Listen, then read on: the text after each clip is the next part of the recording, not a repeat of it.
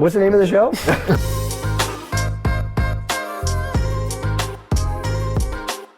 I was once at a bar, and I'm so bad about accidentally drinking people's beers, like in real life. I was sitting at a bar once, I was just talking to this stranger. I was like pretty drunk, and we were just talking. I was like, oh yeah. And I just like started drinking this beer, and he just like looks at me and he goes, that's my beer. And I was like, I don't even have a beer. You know what I mean?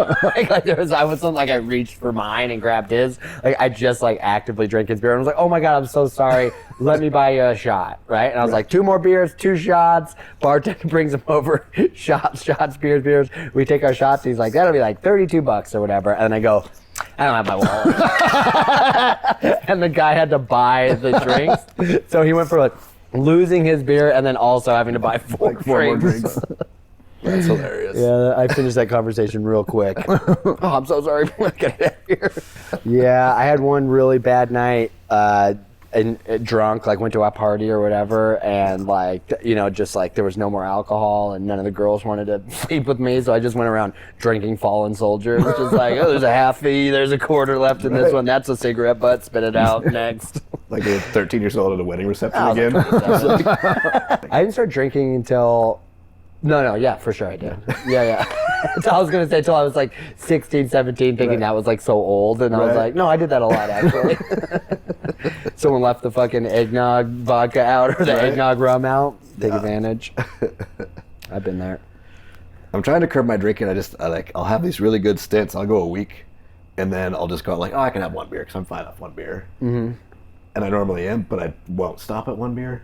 Yeah. Like, well, now the floodgates are open. Now, you know what? Now it's time to socialize. Like, yeah. When I first quit drinking, I was like setting all these guidelines for myself, where I was like, only weddings. That was like the first one where I was like, I'm gonna go to a wedding. Gotta have some drinks, right?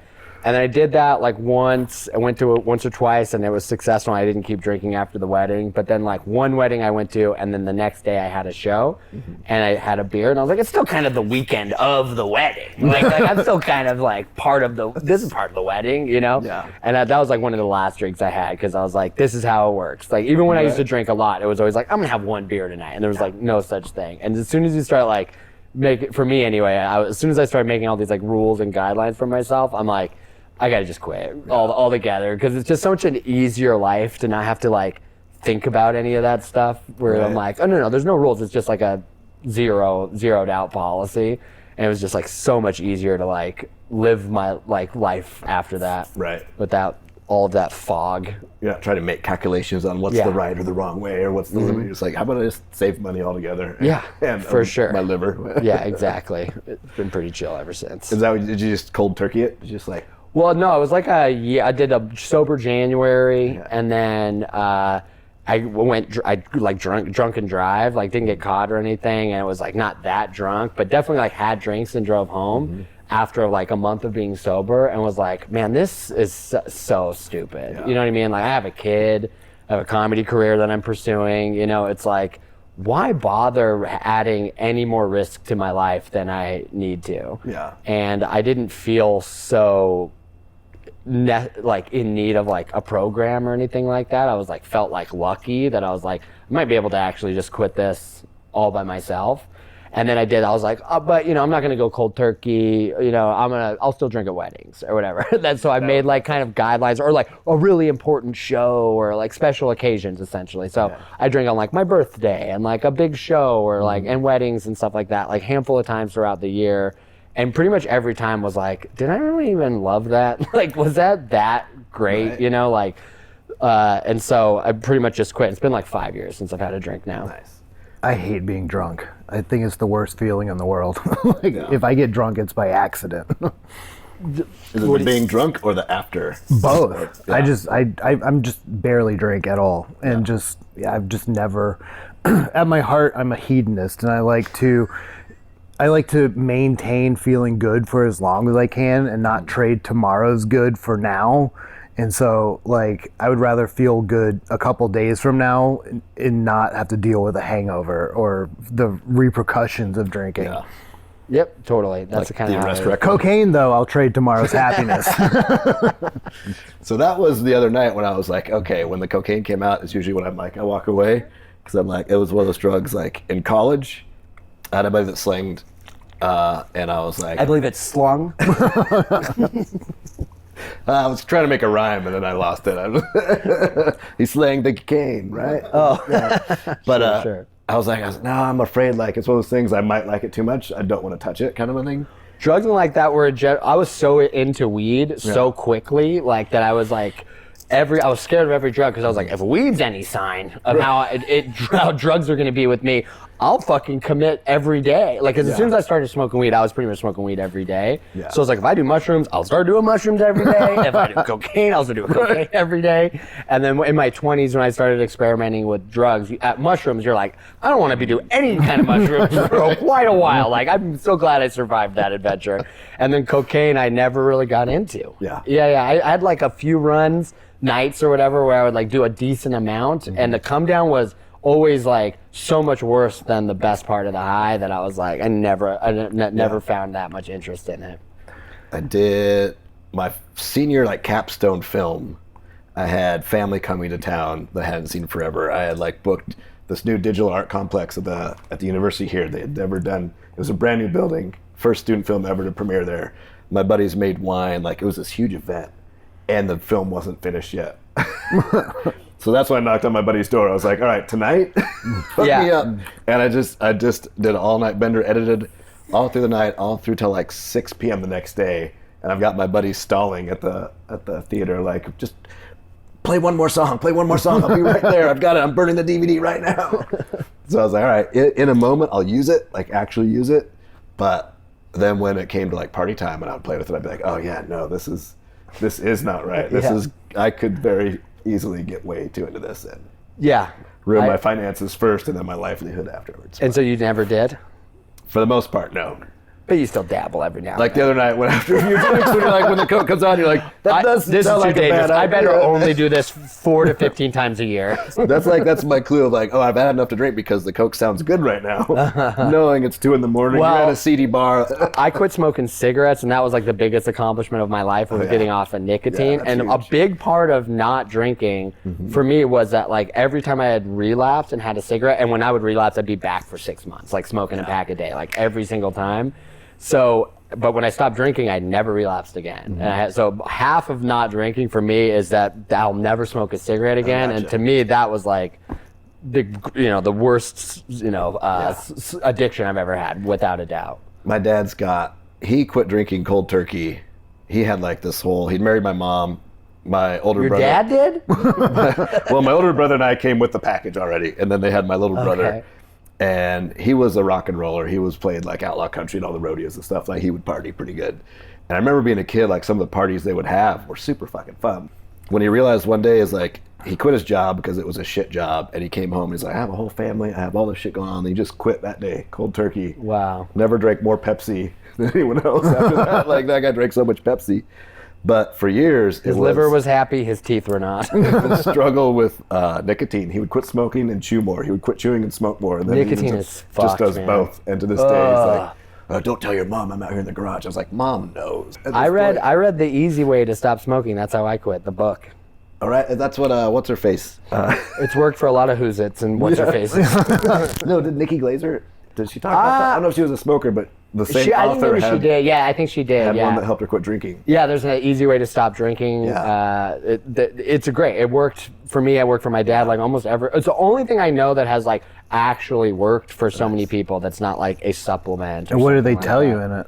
Dude, it's all psychological. I listened to the audiobook, and there's a British guy who does the audio. The information reading. Is so much easier. And there's to something take about when a it's British guy telling you you're full of shit that where you're like, yeah. You know, he's like, do you really like that feeling? Like, the feeling of the smoke going into your mouth. Like, imagine it. Like if it were anything other than nicotine, would you welcome the smoke? Like, it's so crack good. smoke's And then pretty you're okay. just like, and it tells you to smoke throughout the whole book. So that's the other part where it's like, it's not intimidating because it's like, no, go ahead, have another one. Like, feel that feeling of the smelly toxins running through your nostrils, you know? And the whole time you're just like, man, this guy's fucking right. I'm full of shit. I don't like smoking. I'm addicted to nicotine. And once you get excited about the idea of being nicotine free, it makes it easy. So instead of being like, oh no, I'm missing out on something, you're like looking forward to like never feeling those pangs again. Yeah. And that just like made it easy. It was like a joy to like quit smoking. The relapses were not fun. It's like the uncle that just sticks you in the closet and like smoke all the cigarettes until they're gone. It kind of, yeah. And they tell you like pick your last cigarette at the end. They're like, and put it out and just be like, how good is that going to feel to put out like your final cigarette and be like so committed to never again, not a puff, no nicotine supplements. Like it's a nicotine addiction, not a cigarette addiction. Yeah. And so like just be done with it forever. I've never pretty smoked fulfilling. a cigarette. Good for you. But you're addicted to nicotine now. You do snooze. I'm just about to say, I don't think I have an addictive personality. However, I am double banging 9 nicotine pouches. I could quit any. I like it, but see, the problem too is that like I don't even get like the head juice anymore, and so like it's a fulfillment of the addiction. So I'll wait like 10, 12 hours to do it just so I get that little lightheadedness.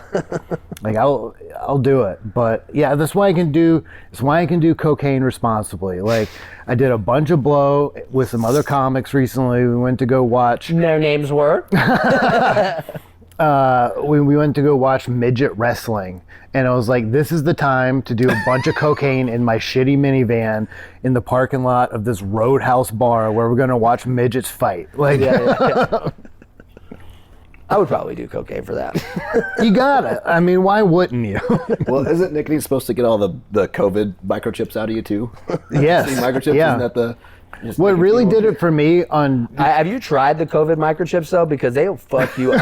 It's like fun. Like if you're gonna go to what I would call a little person, Look, they consensual fighting They arena. made us chant midget. They were very on the midget term. They made the whole audience chant midget, It midget. was total masochist. Like, Please give it to us. But I know many a little person who thinks I'm condescending to them by not saying midget. So I totally get it. But this feels like little person is more degrading. Like, Yeah. you're like a real person, but littler. for sure. When I worked in New York and I was a nanny, everyone would be like, Manny, and I would not like that. Oh, yeah. I think Manny sounds like less masculine somehow than nanny. Like, so I was like, please just call me like a No, I'm a babysitter. nan. Like, I don't want to be a I'm a nan-I. Yeah. I'm a nano. Yeah. Like nobody ever refers to a manny and then also calls them a man. So I was like, just call me a babysitter or a nanny. And yet it's not a manny bun. It's just a man bun. Yeah. Those are making a comeback in Seattle. I've seen quite a few man buns kicking around. They are, man. And I gotta check myself because I'm like, am I just jealous because I don't have enough hair those to guys do still it. pull chicks, man. It's all the yoga and the tantra and they know all the chakras, and so women are just like. But they also probably have money too, right? Like, Yeah. There's plenty of guys who are short, poor, man bun having losers who are pulling nothing. So I don't know if it's the man bun that's pulling it in or it's the car. It's everything else they got that they don't care that they have a man bun, and that's that the confidence. of that. Yeah, that's Right. true. It's the Cybertruck with the coexist sticker on the back. Of haircuts. Yeah. I'm bald. I wish I could grow hair and have a man. I would do anything. I would do any haircut. Yeah. All the ones I used to laugh at and make fun of, I would welcome them over being bald. Like any single one of them. Last Thanksgiving. Mullet, man bun, afro. I don't care if I'm cultural appropriating. It's better than bald. I can see with an orange afro. Yeah. There we go. Yeah. Gingro. Last Thanksgiving, I walked to the house and my brothers were just like, "Yes, Levi, you're finally balding too." They were so excited for my hair to start thinning. Are they full bald guys? Oh yeah. Well, older brother not so much, but it's noticeable. It gets wispy up here first. Oh sure. And I knew eventually I'd become my Uncle Johnny. I'd just have the horseshoe. It's a respectable look. Yeah. It's wise. Commanding. I bald, but I keep it pretty tight around the sides. The people who grow out the sides like a Larry David or whatever, Right. I have so much respect for that. Like, cause that's a real fuck you bald. You know what I mean? It's Yeah. like, no, I'm fucking bald. No hiding it. In fact, I'm embracing it. Like, I'm carving it out and like showcasing. I'm gonna frame the baldness. Right. Like, or like Jesse Ventura, long-haired, wispy bald, but it's like my dad's bald with a ponytail. It's like, you're still on let's TV, go. right? Like you could at least comb it. Yeah. No, I'm hat bald. I'll be hat bald for the rest of my days. I'm not good with hats. My head's too small. They always fit like huge. I look like a train engineer. I've been putting a lot of thought into unapologetic wig wearing. Okay. Yeah. Like just straight up, like every day a different one, like real drag style. Why You know what I not? mean? And just like, fuck it, I wear wigs. Like, oh, like a hat. Like I just, today I wear this one, today I wear that one. Like I feel like that's the future. Yeah. And until guys with hair also adopt it, as soon as that happens, then people won't care about being bald anymore, and then it Well, will. syphilis needs to make a big resurgence. Then the wigs will come back. Syphilis causes hair loss? Yeah. Oh, I didn't That's know why that. in like all those famous, like all those old British dudes with the big wigs and everything, everybody had syphilis. I didn't know And that. so- That's why they wore powdered wigs, because Yeah. they're all sift out? Yeah. Well, exciting news for you then, Jack, because being in Medford this weekend, it's all in the news. Like HIV and syphilis are rampant right now. I saw a billboard that on the way down here that said, HIV is not just a big city problem. I was like, oh, what's going on down here? I mean, that sucks for all those people, but it is kind of good news for the future of wigs. Right. Kind of what you're saying. The wig industry might actually have a shot here. Like I do digital marketing, so if we just locate, geolocate and target wigs to specific areas where syphilis is resurgent. You have syphilis and no health insurance, but a wig's only $300. That's an expensive wig. Oh, yeah, there we go. That's the future. Yeah. Unapologetic wigs. I thought about what were you going to say? No, go for it. I was just going to say, I thought about starting a wig company where the wigs would be like made of feathers, and it would like look kind of like hair, but they would be feathers, so it'd be like almost cooler than hair, and then that way people would prefer like the feather wigs to their real hair, and then basically I just want to put Hims out of business. I think Rogaine and Hims and all these companies are fucking predatory and toxic, and they're fucking shoving medication down the throats of all these poor, fucking Well, yeah, like sad 20-year-olds guys. using boner pills. That's like, what I'm on a talking regular, about. and Yeah, it's like fucking just wear a wig. Like, it's not that bad. We've had hair forever. Time to upgrade to fur, feathers. Yeah, fur and feathers. So is it, instead of every strand of hair is a feather, it's like just a full. Yeah, like if you put like a peacock feather or something, like from like mohawks down, it looks sick. I was thinking it's true peacocking. Yeah. Yes. Full on. You get it. You are a digital marketer. Dude, we're starting a company. Well, that's the whole point of this podcast. Now we got to start a peacock farm. It's like, yeah. You're thinking ahead. This is like big. You're getting real industrious. I was just gonna go steal them. Got to control the supply line of peacock feathers. Whatever people would prefer to hair. Hair has to become like boring. Like, oh, you rock your OG hair. Like, what a loser. Like that's where we need to go with it. Anyways, artists. so back to what you're actually succeeding at. Am Somewhat. I don't know. Yeah. I mean, I've heard of you. Okay, good. How long ago did you start doing comedy, stand up? Like, Well, technically, I started. I'm 40 now. All right. And I started when I was 21. okay. Like October of 2004, 5. Okay. Yeah, that makes sense. Yeah. Where were you at then?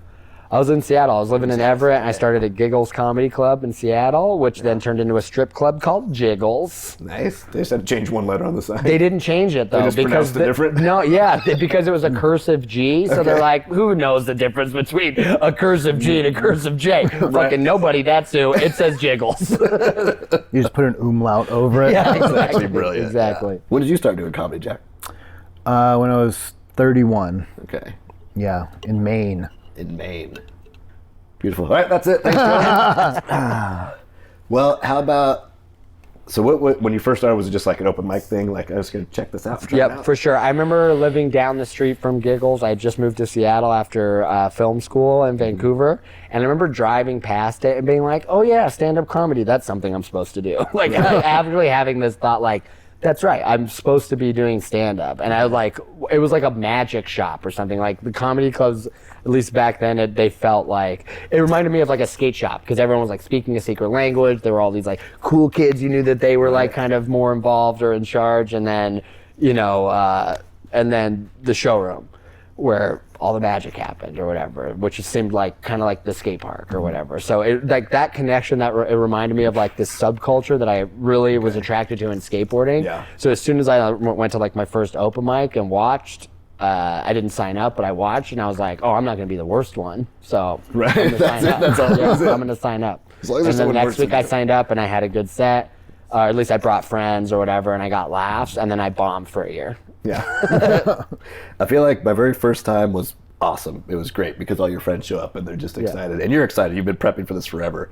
And the second time you have all this confidence and you fucking bomb. Like I've seen it with so many other people too. There's like, oh yeah, I'm so great now. And then there's like, what happened?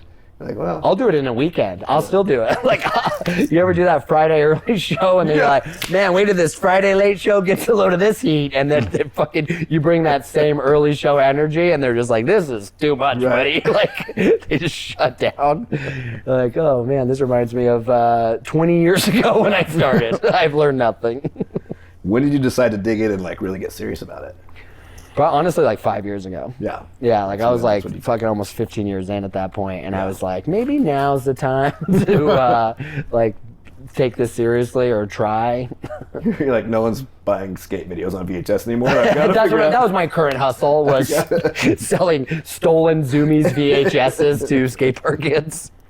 Yeah, it is not an industry that did not hold up, but wait, let me tell you. The skate clip NFT market didn't take off. Right, exactly. Yet. That's another brilliant idea. It's coming The back. original NFT, the skate NFT clip. resurgence. So, anyways, it's a long story, but I had a kid and I moved. I quit comedy. I was doing real estate full time. And then I got into the Seattle International Comedy Contest and did pretty well.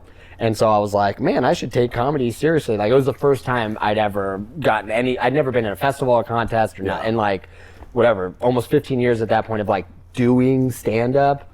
10 years in New York, like I'd never ever done a contest, done a festival, gotten any kind of official nod from show business, no managers or agents interested, like literally nothing. Like had ever moved. The needle had never moved. So that was the first time I watched the needle move. So I was like, man, like if in 10 years I didn't take advantage of this, I'm gonna look back and fucking hate myself. So I was like, this is the first time I've ever had an opportunity. I'm going to take full advantage of it. And my wife was like, no. She's like, you realize people make money in real estate, right? I was like, she's like, you've been trying this for 15 years. Now it's going to work? She's like, you're an idiot. Everyone in my family and life was very much of that same opinion. So it was a lot of negotiating, and I had to get sober and show that I actually had what it takes to do the other stuff it takes to succeed as an artist, which is not outside of talent, which I never did any of, which is why I never moved to the needles, because I never did any of the like homework, you know what I mean? Like with building the website or sending the emails and having healthy habits that are helping move you toward like goals that you've set. Yeah. All of that kind of stuff is when I started having success, any kind of success, making any kind of money in stand-up, any of that, it all came from stuff that was removed from just my ability as a comic. Right. That's the whole business side of it, that it's so difficult for artists, entertainers, like to really realize either just do it, even if they know it needs to be done. Like it's not in their mindset. Like it's a whole 100%. analytical thinking. But that's totally the next step to being a professional in any walk of life. But it's You gotta do the business part. Yeah. The show stuff is, you know, what we were saying, Miles Davis, I think it was said, like I play for free, they pay me to travel, and that's the truth, because that's the work. It's like all day for most of the comics I know that are working, and like even if they're represented by big talent agencies and stuff, most of the day is still like communicating, asking for stuff, working towards their goals, which is not sexy. You know, it's not fun. It's not writing jokes. It's not performing. It's not hanging out with your friends and riffing bits. It's like literally sending emails and, you know, doing social media, editing clips, like, you know, researching the new shows, the new clubs, like where you want to go, like tracking your efforts, like all that kind of stuff. It's boring and shitty, and it's like I said, it's homework. Yeah. Like I hated school, and not because I liked being at school, but I never did very well because I never went home and did my homework. Right. You know, because that was not fun. I had tricks to learn. I had skateboarding to do and like girls to chase around, right. unsuccessfully, I might add. But you know, I put the hours in. So do you take all that on yourself? Do you have a manager? I had a manager.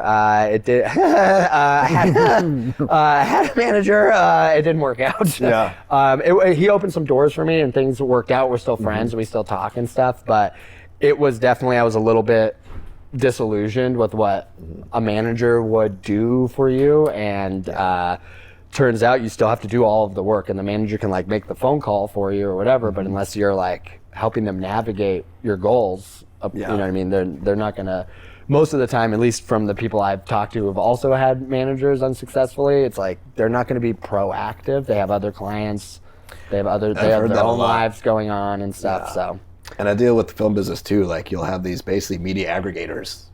You know, that's what a distributor is. Like I have enough of these indie projects that's all I'm selling is this catalog, and they don't focus on your project. Right. And so here there's some comedians a lot like, well, I've worked with bookers, I've worked with different agencies, and it's like they're pulling a little bit, but there's still so much work on me that's easier for me to just do it. Yeah. Right. Because I know exactly what I want and where to go. And for them too, it's like they're not making any money off me. Where's their motivation to do anything for me? It's like because for me it could be life-changing money, and for them it's just their month's pay or whatever. Yeah. So it's like you have to do some really big things to make a manager even want to, you know what I mean, work with you. But it's like a catch-22 kind of thing, because like if you build your own momentum at that point, you don't even need the manager or the agent as much. Like I think a lot of comics get to a level where they're kind of like so big that the risk of not having management is too high, that they kind of need it because there's a lot more contracts, there's a lot more corporations involved, there's a lot more communication that is legally binding, so that you need liability. So in order to have that, you are almost forced to like work with management. Yeah. Even if you don't want to. But that's like a pretty, you're getting a pretty that's high level. Like, you need someone to help manage. Like it's almost like I'm just getting an office assistant, but they're focused on it's more of an administrator. Business, right? Yeah. How'd you guys link up? Seattle comedy. Yeah. Cool. I'm a roller skater. He's a skateboarder. We had a gang war at a park one time. We won. I'm having Total Warriors flashbacks. That movie needs to be remade now. Like, were gangs really wearing like baseball uniforms and roller skates? It's so funny to see gangs dressed like so flamboyantly. I love that movie.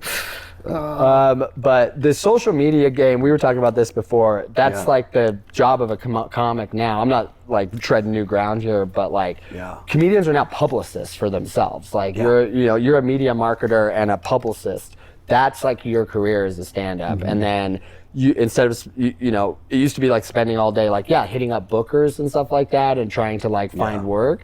And now it's more about, it feels like anyway, more about building a fan base, and then you can find your own venues and then sell tickets to your fan base, and it's less about who's going to book you and more about where are you going to book yourself to draw fans. So pros and cons of that, I think, for comedy as a whole is that there's no gatekeepers, which is like great because people who were getting stopped by gatekeepers are now able to break through and have an audience. Like people who've maybe deserved to have an audience for years and were being held back because they don't fit whatever mold or don't have the right relationships with the kind of people you need to make it in show business.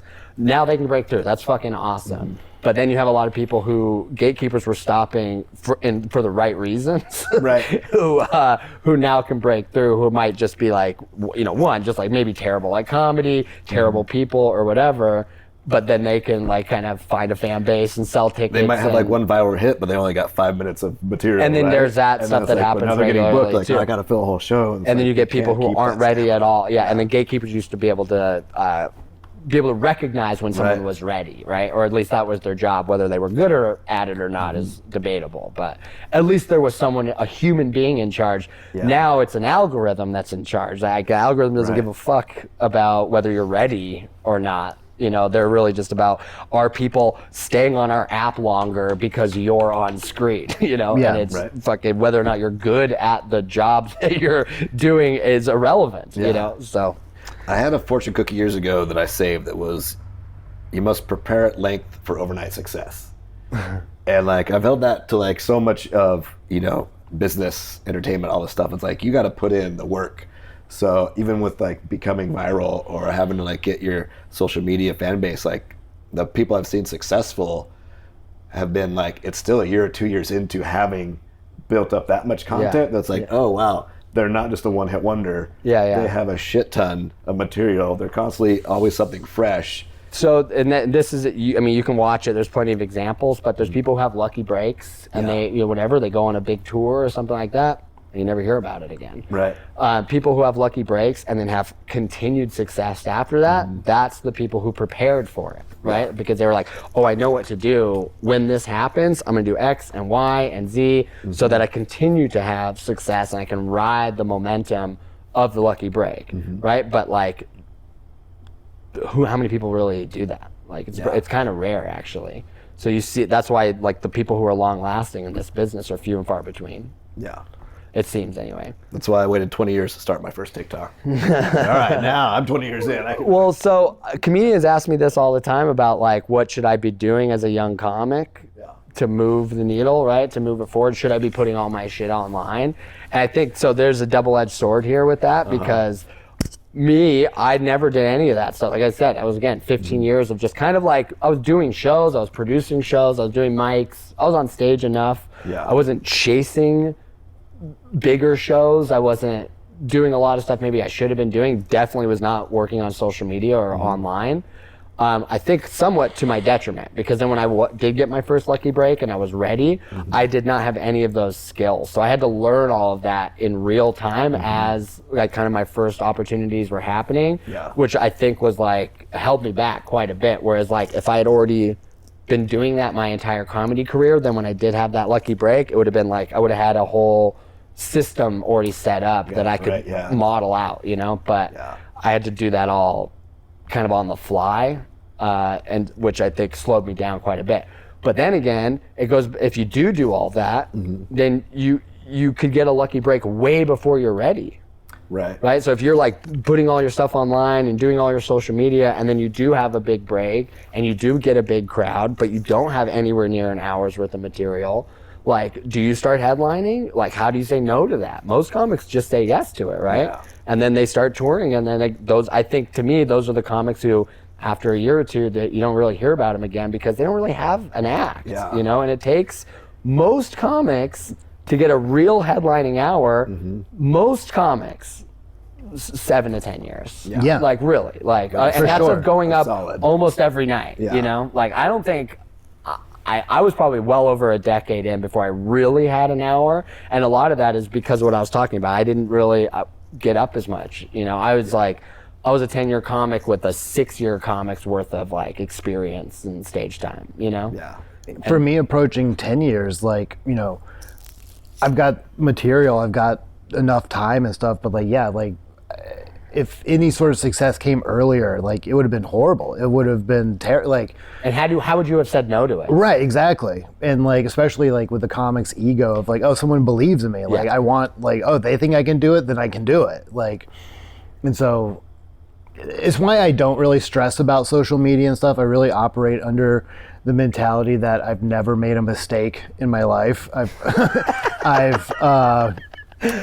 That's a healthy ego. I make all the right decisions every time because I like where I'm at now, despite everything that's ever transpired before. Like, I'm very content with myself now, so I'm like, I'm doing exactly correct. And so like, if I detest posting stand-up stuff on social media, and like, I don't even like watching other people's stuff. I think it's like detrimental to the medium, the art form. It's just like, so like, that's not comedy. Like, you see but even watching it on TV is not, right? Like, but I think it's more removed. A special is like its own thing because it's still long form. It's a film. It's still long form. But like a 2-minute clip of like comedian destroys heckler or whatever. It's like, and like, I work the door at a club in Seattle, and like, those clips have like imprinted on people's minds that like, oh shit, if I sit up front,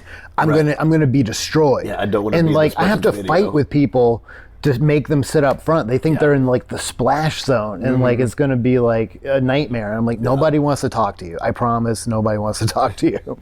That's one of my hardest challenges with the shows I put on, is just getting people to sit at those front tables. Yeah, I think that TikTok and all these clips of like, you know, heckler interactions and stuff. And then on the other side of that, it creates another paradigm where it's telling people who are talentless but attention seeking that oh, if I sit up front and I yell something, I'll get some attention. Like, and then it inspires comics that you wouldn't want to do stand-up Yeah. who are just like, oh, this is great, I've been looking for a way to go yell at strangers and be mean to people for no reason. They kicked me out of the YMCA, a comedy club where I should go. And comedy, especially because it's open mic comedy, that's how everybody starts. It is open, like, so all of the, you know what I mean, people who've been kicked out of whatever other subcultures, it's the last I mean, bastion. the bar to entry is on the floor. They don't like me at slam poetry. They don't like me at spoken word. They don't like me at the my songs at the musicians open mic, but no one can stop me at the stand-up open mic. You know what I mean? They let everybody up at this thing. Like, I'm a stand-up now. And so we get some of those, and TikTok, social media stand-up has only, snowballed that problem a little bit. I realized when I started posting my stand-up online, and this was like an integrity sacrifice almost to make with my stand-up, to where I was like, I'm not even trying to post good stand-up clips. I have to get out of this mindset that if I'm going to pursue this, I have to stop being so precious with my stand-up and look at it as like, when you're in the room with me, that's my stand-up, right? Like, how you experience this online is just not gonna be it. Like, so I gotta stop trying to force what happens in the room online and go, I don't even wanna make good stand-up clips. I have to make good Instagram content that just happens to be of my stand-up, and that's when I was like, fuck it, I'm editing out laughs. It fucks up the timing of the clip. Like, people are gonna tune out if they're watching on silent while I'm holding for laughs, and realizing I'm gonna cut out tags even that are like the best part of the joke, because it doesn't make for the good hot Instagram clip or whatever. And like, once I kind of got over that, literally is when clips started going and firing off and stuff like that. That was that's when I was like, man. And the lifestyle of being on social media though is really, for me anyway, like almost hard to justify, like even for the success. Yeah. That's where I keep coming. Anytime I'm like building momentum online, I always get to this point where I'm like, it's working, but my mental health is decreasing and my relationships are getting worse, and like I'm doing stand-up differently because I'm kind of like hoping that clips happen while I'm doing it. Right, and I'm kind of not as present because I'm thinking about the clips and like stuff like that. Last night I didn't film, and like it's such a relief, because I was for years every single show. I mean, you get into the habit of it where it starts affecting me a lot less. Where I go, did I get a clip tonight or didn't I? And I have to go through the footage and go, oh, there is some stuff that happened. I must have been really present because I wasn't like getting off stage being like, man, I got this one, I got that one. And that's how it feels sometimes, which it doesn't feel good. It doesn't feel healthy for my comedy to be doing comedy for social media clips, instead of doing it for the sake of the joke or for how I want to express myself or something.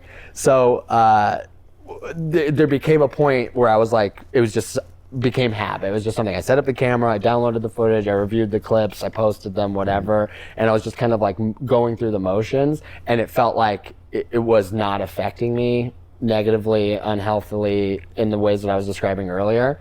But it was like, it's such a short window. And honestly, it was like, now that I'm thinking back on it, I was like, I was on tour while I was, for a lot of this. So it's part of the routine of just being that. I didn't have my family around. Yeah. Yeah. And honestly, like even doing it, I don't know, because when you're producing your own shows and stuff too, on tour, I'd be producing my own shows, setting up my own cameras, then having to edit all the footage and everything like that. And it was just like unsustainable for one person. It was like, and I know a lot of comics that do this, that are like one-man bands that film all their shit, do all their own social media. Some of them have editors. I kind of envy that. Yeah. That must be nice. But for me personally, I was telling Jack about this, like, entrepreneur mind of mine. I come from I did real estate for a long time. My mom is an entrepreneur. So to me, I'm like, if I'm gonna hire someone, I better know exactly how this works myself so that I know what I'm looking for and no one can pull the wool over my eyes and tell me some bullshit that I'm like, that's not how it works, because I've been doing it myself for a few years. And so now I feel like I've been living at the factory for the last year or two, and I'm like, all right, like I know how this works. I kind of know what it needs. I know how my personal algorithm is working or whatever. So I could potentially hire someone now, but whatever, $20 a clip plus I know people who bring an opener to do it. Like their opener films them and edits all the clips. So they get paid as an opener, and they pretty much do the other stuff either pro bono or for a very low amount for the opportunity. Gotcha. And then you can find someone like that, I guess, is an option. Or you have to hire it. So you have to be making quite a bit of money. You know what I mean? To like, it becomes a lot of work. But this is the game now, though. This is the game now. This is why it sucks, because like comedy now turns into this conversation. Right. Instead of talking, I mean, I guess this is just like being in it for a lot longer, but if I romanticize like that first 5 years of comedy so much because all you talked about in comedy were jokes. Right. When you hung out with comics, it was all working on bits, trying to get funnier, and now it's trying to get famous. And it feels like so shallow and gross. I think there's a place where you gotta, if you want to make a living at it and be professional though, you've got to have a marketing edge and understand the business side of it. Well, once it starts to be more important than the act and the jokes, I've just recognized it in myself where, like I was saying earlier, you start to be able to acknowledge like, oh, this is going good, but then my other parts of my life, which are, unarguably more important, you know what I mean? My mental health and my relationships with my family, like that's just like a net negative on my life, where it's like, I could see how people justified a lot easier, like I guess like maybe single or whatever and no families and stuff, because there's nothing to juxtapose it against, and your own mental health is almost like riding on how good your career is doing. So you're only as healthy as how good your career is. That's why I'm not chasing social media. Like I keep getting better at comedy, doors keep opening, and I'm not doing that stuff. And like I don't want to do that stuff. And like the old school way still works. Yeah. Build relationships, get good, let word of mouth like do the work for you. Like it is still an option. I sold my soul to Satan a long time ago, so I know this business. I know I'm on the right path. Just whatever the timeline is that it happens, it happens. Like I'll be ready when I'm ready. A wizard is never late, Yeah, and you're content now. I'm content. Yeah. I think that's so important, because when I quit comedy and I came back, I was like so much easier to pursue because I quit. So I was like, anything that happens is so remarkably great because I had fully emotionally said goodbye to this, and it was like, when I did open mics at the Underground, coming from New York where all the even the good shows are bad, like I was like, there's 100 people at this open mic and it's a hot crowd. I was like, even just doing this show once a month, not pursuing comedy at all, is almost like a better lifestyle than I lived, and then when I started being able to like feature weekends and stuff like that, coming from a time, one, where I quit stand-up comedy, and two, where I was coming from New York where the shows were just so hard to do, that the stage time was this great, I was like, man, I could drive Uber Eats and do this for the rest of my life and be pretty content. Right. You tell yourself that in the moment, but then snap to like 3 or 4 years of doing it, and then also it's watching people who you never thought were good and find massive success. Do you go, what the fuck am I doing? Like, what do I have to do? Is it social media? I guess I'm fucking doing social media because I'm gonna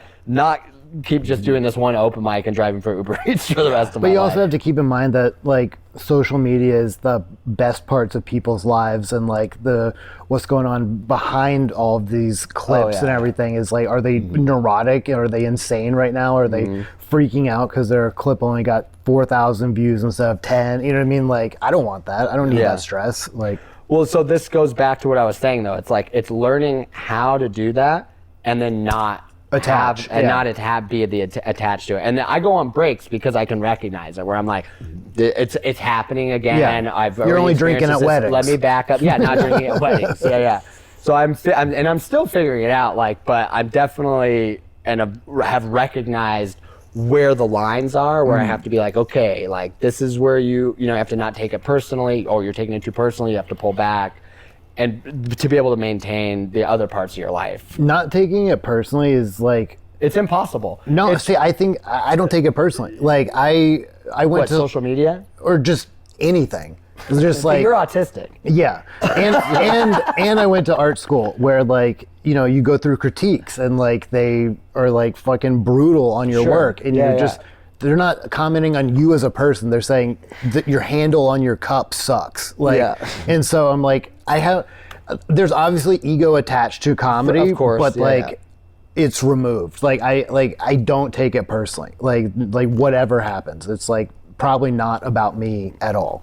And that's the best way to be. I think so many comedians are so afraid of bombing. If I've already lost them, the rest of the show is just for me. They're not gonna Fuck beat, it, like, they're not I'm gonna still beat you doing up. my time, Like, and yeah. I can do whatever now, and Right. it's like it's liberating. Like, well, and then sometimes you'll win them back. 'Cause Right, like, that oh, freeness will get them back. Yeah. What do you think about the future where like VR comedy clubs might start popping up? I don't think so. It's an in-person experience. Okay. It's just Yeah, not the it same. really The is. medium is live in the room. That's why I think it'll be around forever too. I don't think AI, I don't think anything could ever replace live music, stand-up comedy, like the live human experience of watching another human being express themselves and get a reaction from a crowd. That is primal. You know, a robot will never be able to come close. Look at how big movies are, and like that didn't kill theater at Broadway. No, but it's not. Yeah, the vertical stand-up watching. It I thought brings about people it. to the room. You know, like I think it's Yeah. net positive stuff because it's like I don't like that. That's how people are introduced to comedy. But then I think of it as like that's actually not how they're introduced to comedy. That's just how they hear about it and find out it exists and like get a somewhat of a taste of it. But when they go to the room, that's their experience. That's them It's such a experiencing social thing. stand-up. That's why it's like getting those people at the front tables, like a small Yeah. show, like that's an intimate show, but you're connected. If you have an empty room and people sitting in that corner and over there, your material might be killer, but they're not with you. There's too much. They're too far removed that you're like, you know, you're fishing. You're trying to throw your joke and like reel them in from there, and it doesn't spread. But it's communal where you got to group together. Like Laughter's this contagious, and yeah, the they less see it, space they you have feel it. between people, the faster the disease Yeah. will spread. yeah, Yeah, laughter is a lot like COVID. yeah, You got to get people close together. right. And it came from China. Fun stuff. I forget what I was saying. My friend Charlie's this comic. When he first started, he said the most of fear he'd ever had was, what if they don't like me? Like, what if I bomb? Like, I'll want to. It'll feel like the world will end when I get off stage if something like that happened. And then he went up for the first time, bombed, got off stage, and they just brought up the next comic. And he was like, nothing happened. Right, He's yeah, like, exactly. he's like, he felt like undefeatable. He felt like so powerful because the greatest fear, what the worst possible scenario that could happen. Yeah. And he got off stage and everyone just like treated him normal. You know what I mean? Yeah. Like it just like life went on like as if it had never happened. You And know? unless you bomb in like some just insane way, like I don't even know, but just like something horrible happens and you're bombing, no one's gonna even remember. Like no one's gonna think about it. No one's leaving the club and be like, "What about that loser?" Yeah, the world doesn't end. And that's the same thing with social media and stuff like that. Once you like start putting, oh my God, this is what people are gonna think, and da da da, and you start getting over that, it becomes just like open mic or whatever. Where you're like, oh, it's just part of my routine now. I just go to the show, you know, I just post the thing, like. And I think there's something too, where social media, there's so much content, it's easily forgettable, where you'll have someone that'll have seen you 20 years ago and be like, hey, that one joke, really, Yeah. I still think about it every Yeah. time this Yeah. happens. That's always such a compliment when someone's Yeah. like, "Oh, dude, I saw you," and like that joke. Like every time I hear this or I think of that, you know, like What did you guys think of the show last night?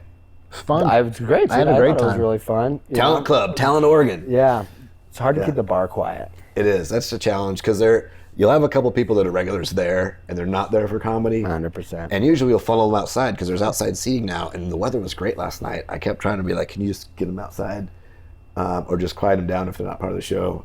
And that's what, bar shows are really tricky. for that. I saw you taking tickets at the door. You like these people were like, "Ooh, $10. Oh, okay. Venmo, credit card. No, you gotta go to the ATM. Right. Okay. Yeah, we'll get the cash. Okay." And then come out with the cash and then give you buy the tickets. And then someone's like, "I'm just here to gamble." And you're like, "Right on in." And they were standing there like, "Could we have just said we're here to gamble?" No, they totally could have. I was like, just shut the machine to quiet. Like, Yeah. But those people came in. I don't know if you charged them or not. Yeah. You did? Oh, they paid twice because their buddy showed up. Was like, I got good, tickets for good. my friends inside already. I was like, Oh, good. One of you needs a Yeah, because there refund. was that person that was like sitting down to gamble, and then they were just like, "I'll just be watching the show for the next hour." And, like they didn't fucking play one game. Well, and there was one girl in there that was there to gamble, and I was like, "You here for the show?" She's like, "Oh, well, maybe I'll stick around." And then like 50 minutes later, some dude was all hitting on her, and he's like, "I was like, you here for the show?" He's like, "Oh yeah," and so he paid for both of them. It's like I don't know what happened, but like a bunch of people got up, and I was like, "I think I'm doing well," but I feel like half the crowd is gone. Dude, Do you remember that? There was a table of 3 ladies. They, like everyone got up to like get a drink or use the bathroom kind of at the same time or whatever. But maybe it was just past their bedtime. Maybe they were just know. like, "Oh, we're tired. We've been." Yeah. It is, yeah, that is true. Sometimes I always wonder that, and I ask people, and they're like, "I gotta go pick my kids up. They just called me. They're Yeah. fucking dying in the hospital." They're like, "Oh, please go." Yeah.